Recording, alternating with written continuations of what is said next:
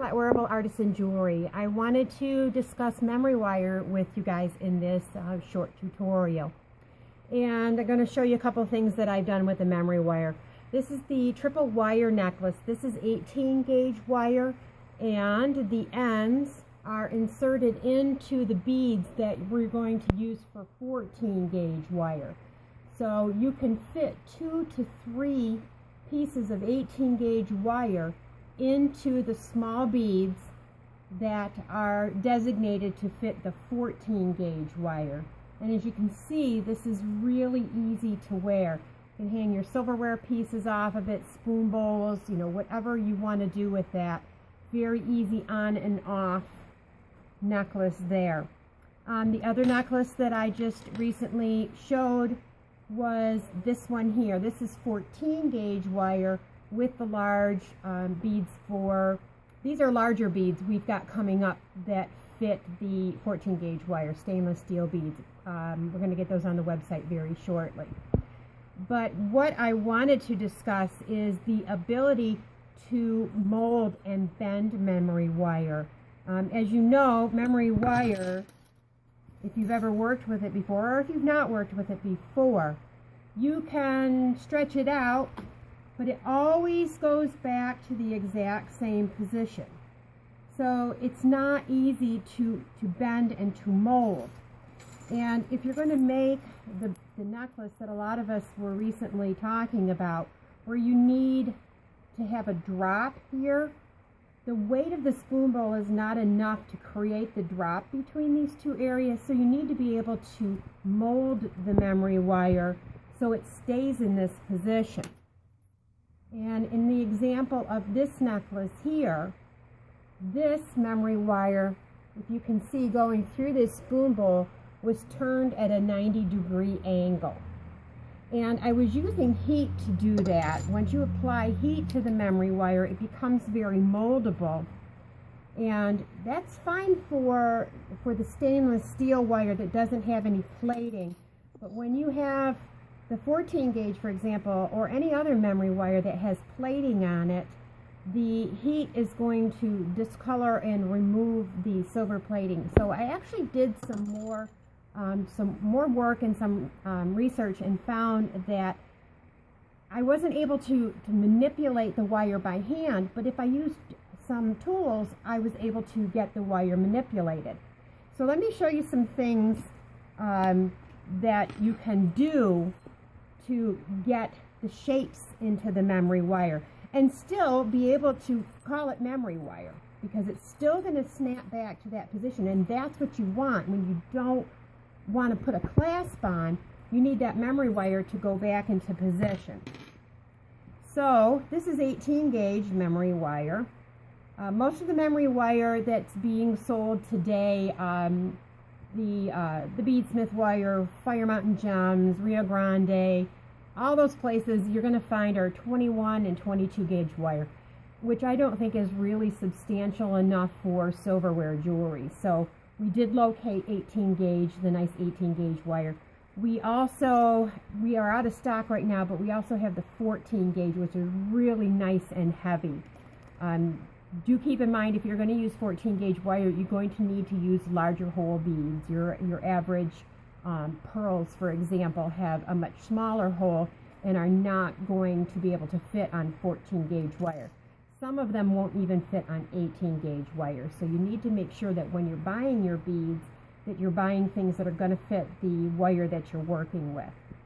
So I figured out that I did not necessarily need heat to manipulate the wire. And I have a couple of tools here.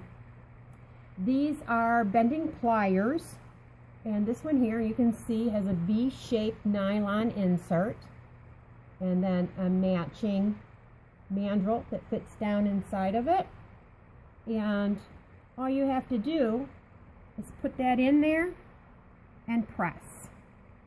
And you want to go the other direction, turn it around, fit it in, press.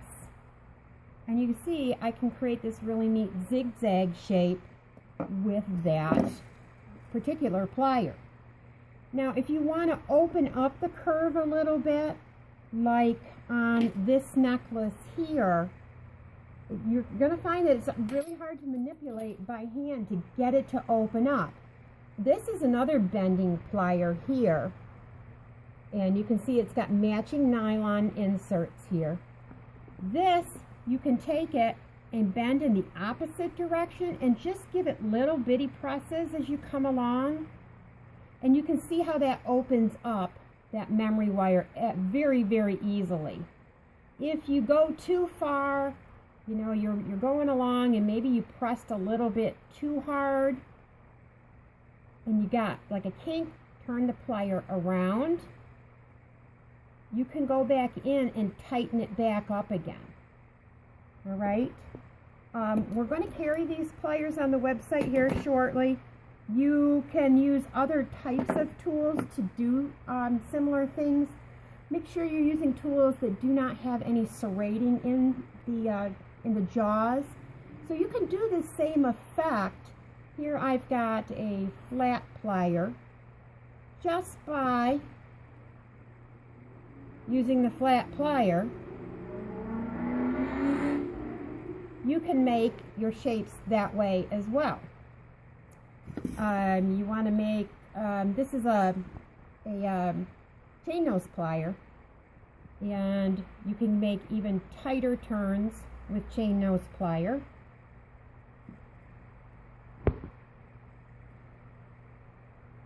So you can do a lot of things with regular pliers.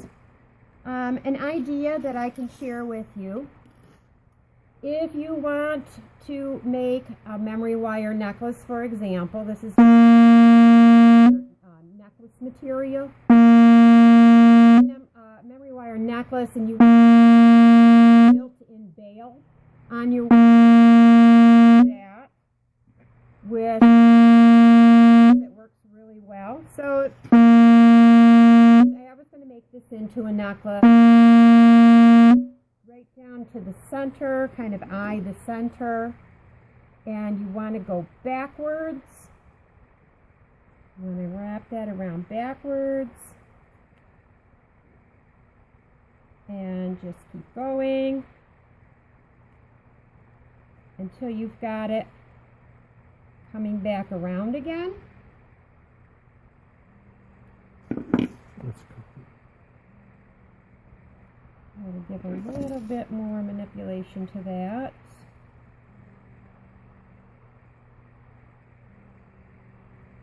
And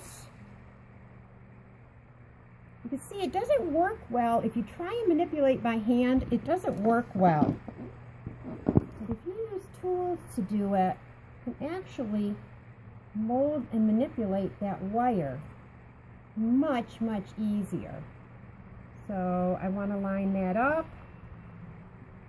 Just going to keep working on taking and turning that wire with the pliers until I get it matched back up again. Until I get those top parts matched back up again. So you get the idea. Now, one of the things you want to keep in mind is, because this is going to lay on the neck, it may want to pop up on you. And again, just by manipulating the wire, especially towards the back of the neck, you can get where you can bend it backwards a little bit. So when it's worn, it's going to lay flat and not pop up. Oh, going the wrong direction. So just go along there till you get them to lay backwards a little bit. I hope that's making sense. Okay? So those are the things that you can do with the memory wire. We have the bead ends for 14 gauge wire, and like I said, these also work if you want to do a triple, either a double or a triple strand. We have the beads that fit the 18 gauge wire. We have the cutters. Make sure you do not use your regular wire cutters on memory wire. You will ruin them. You need an actual memory wire cutter, okay? And if you want to turn the ends of your memory wire instead of putting a bead on, these are the pliers that you're going to use for that application. Okay, any questions? Make sure you give us a holler. You can email us, Facebook us, or join us on the Flatwearable Jewelry Artists group. And we'll be talking to you again soon. Bye-bye.